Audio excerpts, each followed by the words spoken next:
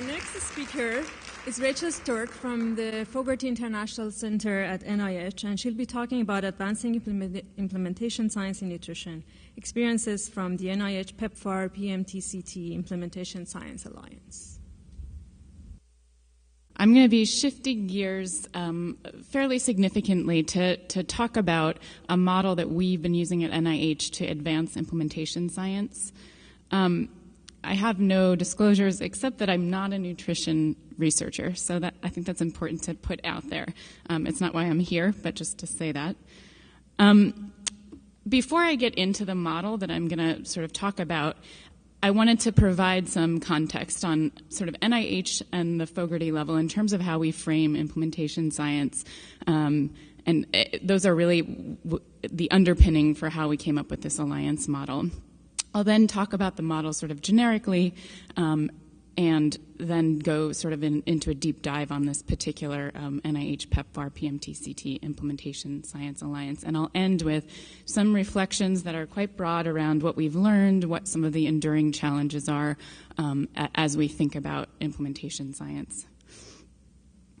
So we all know that there's a long and neglected bridge between scientific evidence and its successful application in policy and practice, and this is especially true in the global context. And certainly NIH has been situated at one end of this bridge, and I think we're trying to make repairs so that we can connect to the other end. Conventionally, and I think this mimics a bit of what David put up earlier, but we tend to focus on the two ends of this cascade, really thinking about the intervention and then its potential health impact. And we often neglect the middle sections of this diagram, but that's where all of the implementation challenges sit. And I think we now know that in many areas of science, those are the challenges that keep us from seeing the health impacts that we expect to see.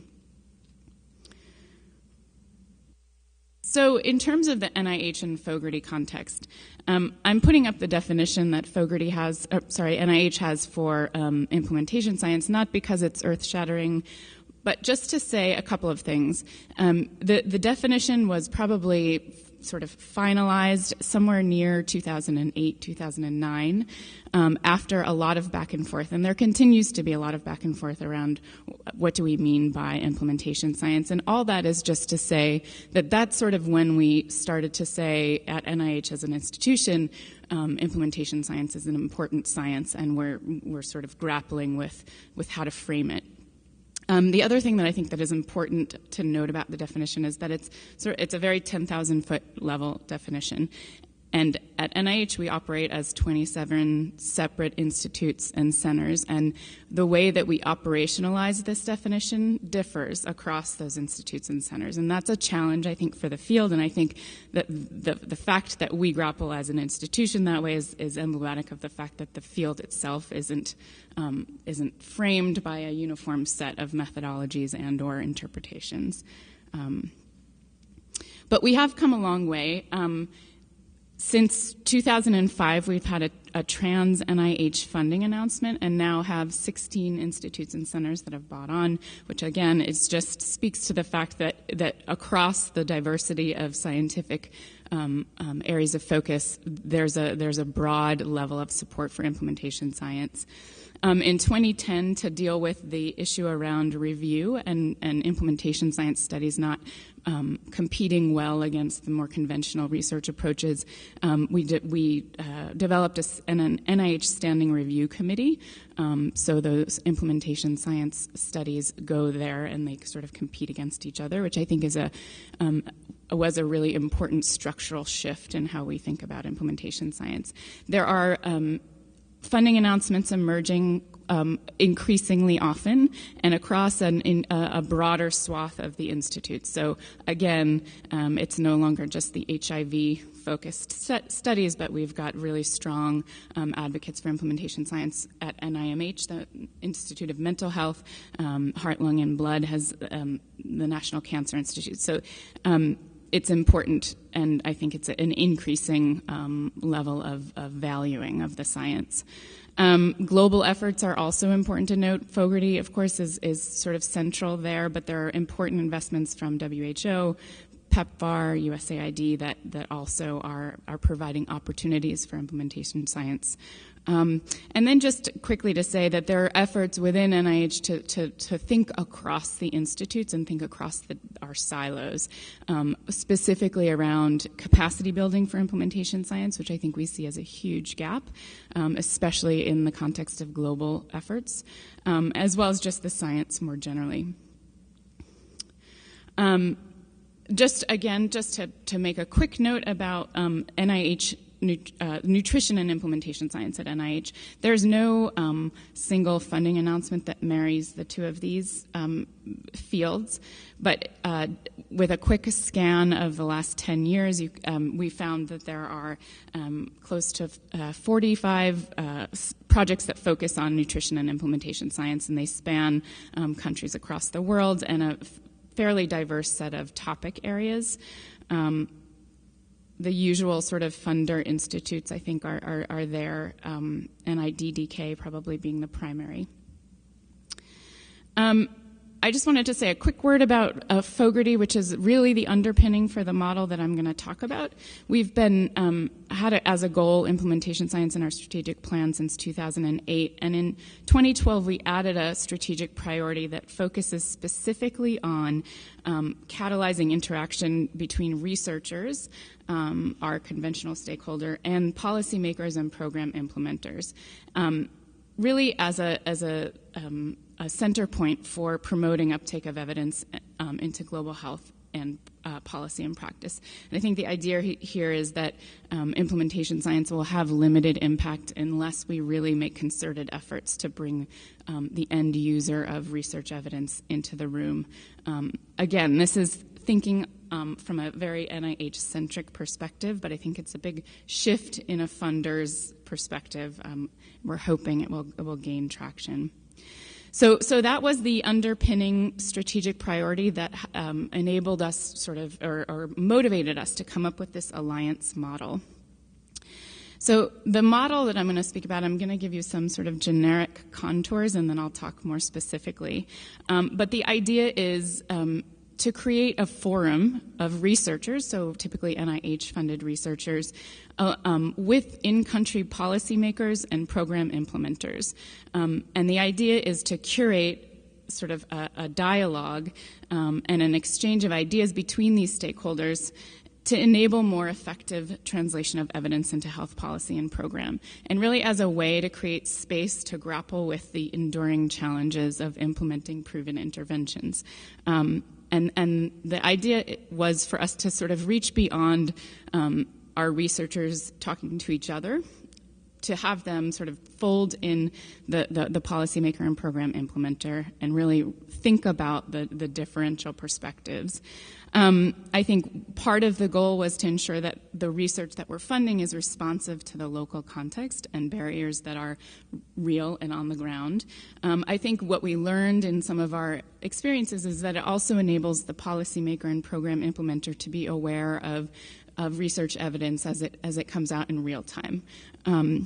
And then I think it creates a space that's really important, and maybe is one of the more important factors that I think we've learned, to think together about an implementation science agenda in the context of a certain disease area. I think it enables a sort of set of discussions and a very well-rounded thought process around what are the challenges and why do they exist and why are they sort of enduring, and what can we do about it. Just to say a couple words about the architecture, David asked that I talk about sort of the model itself. We have led all of these experiments. There are 4 so far. At the Center for Global Health Studies, we're quite small. Fogarty itself is very small, so all of these require strong sort of trans-NIH interest and collaboration, and oftentimes we pull in outside bodies that are also quite interested. So it's a very collaborative initiative usually. All of them have required some external funding. Some we've funded more ourselves. Some we've gotten funded completely by external funding. But again, we leverage a lot of funding because we are tiny.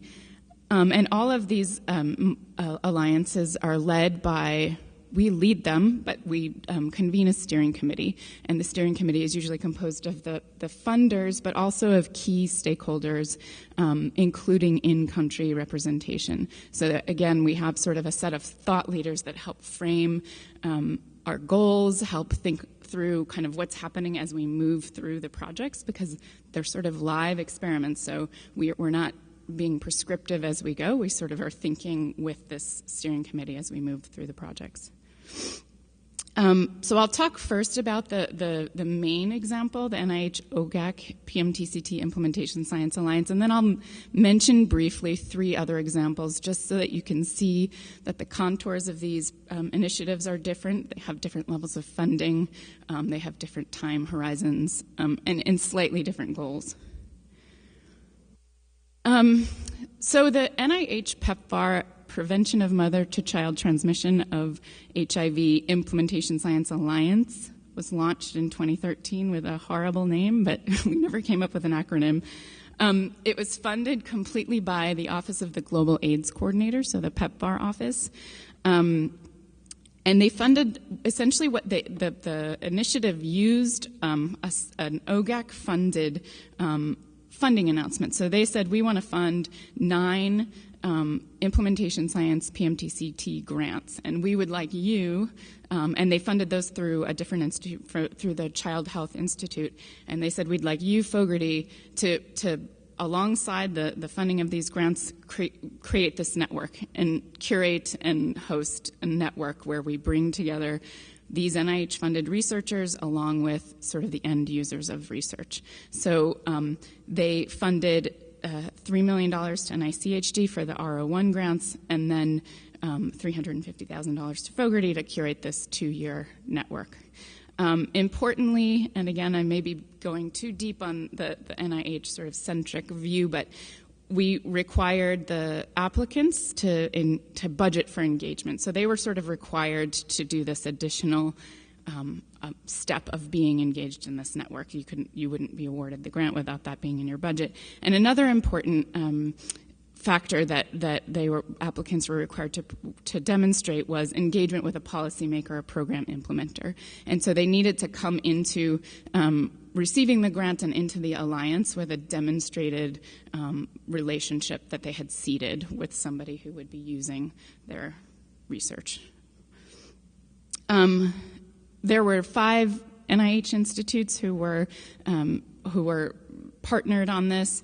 But we also had a diversity of other partners, WHO, the Elizabeth Glaser Pediatric AIDS Foundation, an institute in South Africa.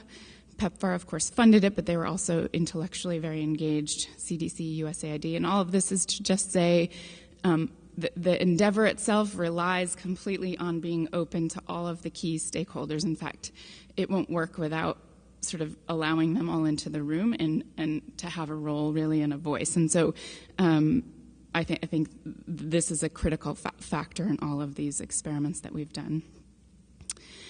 So this is a very dense slide, and we ended up with 12 R01 grantees.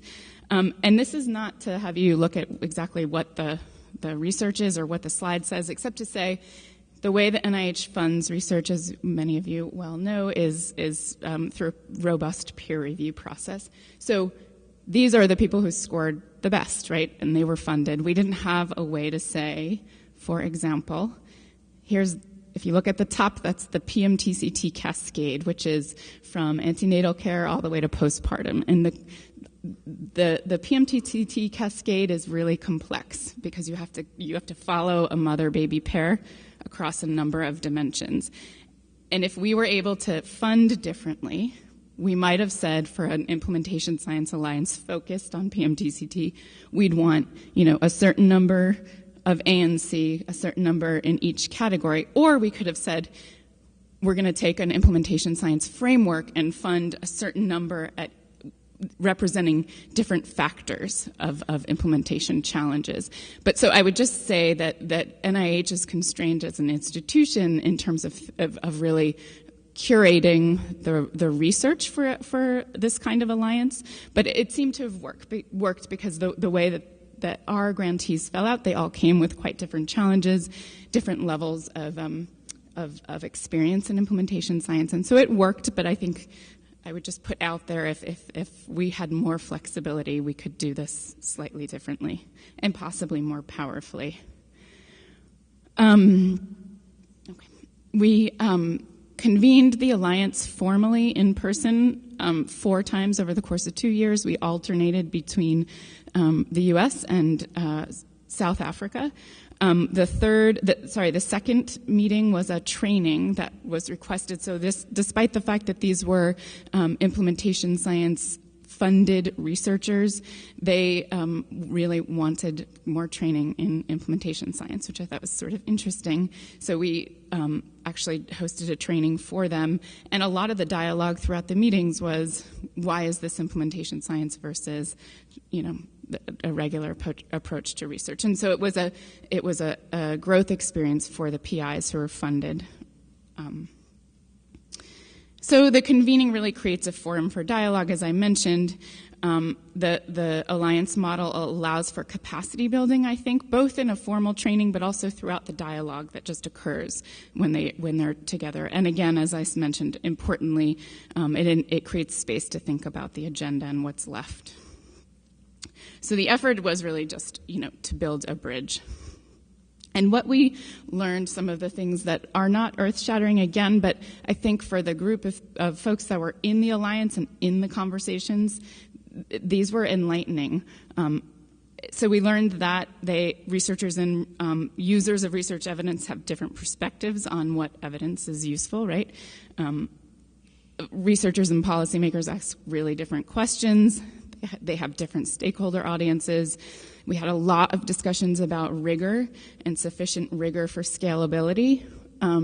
We had a big debate among one of our strongest NIH researchers and a policymaker about can we come up with interim results that are sufficient to implement an intervention, and there was a very hearty debate. There was a lot of discussion about the tension between generalizability and local context. So if you have a finding in Ghana, can you say in Ethiopia you should implement this? There's a lot of challenges and a lot of redundancy in research efforts. Differential timelines and project horizons were a huge debate. And in the PMTCT context, the policy landscape kept changing. So people were sort of interrupted midway through their research. So these were sort of the center points of our discussions. We ended up developing a 15-page supplement in the Journal of AIDS, which both outlined the results of the research. It outlined reflections from our researchers about what the added value of the Alliance was, and then demonstrated the results of a concept mapping on challenges and solutions to PMTCT. One of our, I think, a surprising outcome of the PMTCT Alliance was the launch of a Nigerian implementation science alliance that was modeled after the initial alliance. So this is a national level effort, and they're on their 3rd annual meeting.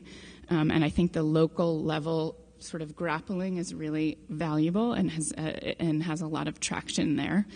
And we've also seen new and sustained collaborations between sort of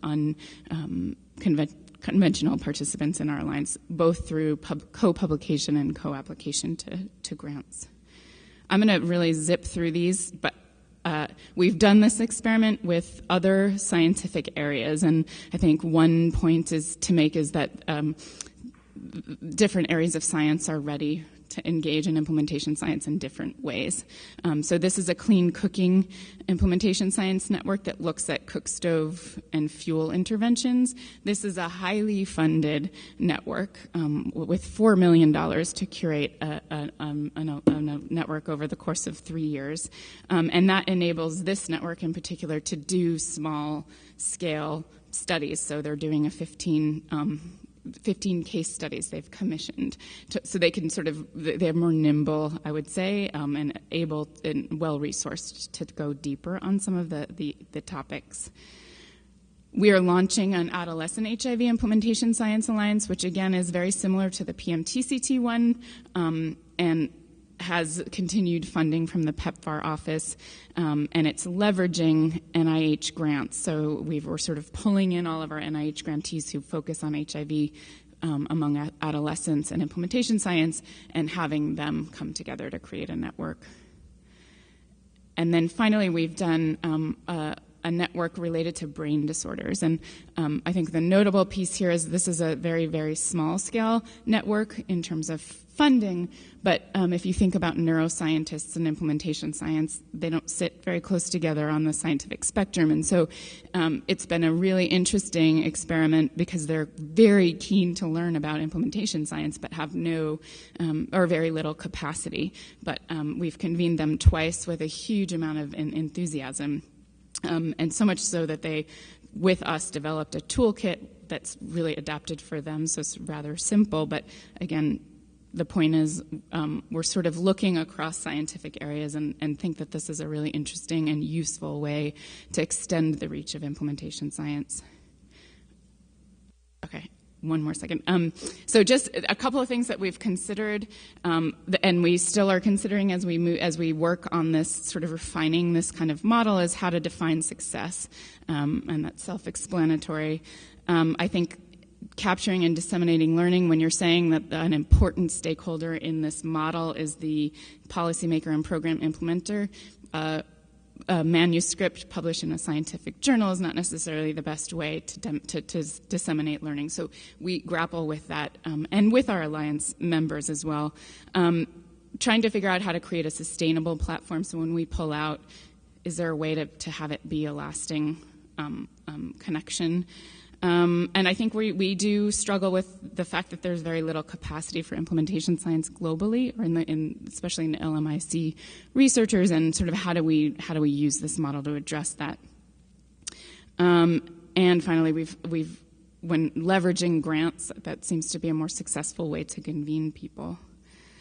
I think this is self-explanatory, but as we look forward, I think continuing to find ways to demonstrate added value is really important. I think it's important to think through and keep talking about the challenges and engaging diverse perspectives, and engaging users at the outset of research, and again thinking about ways to leverage platforms that already exist, and previous investments I think continues to be a challenge.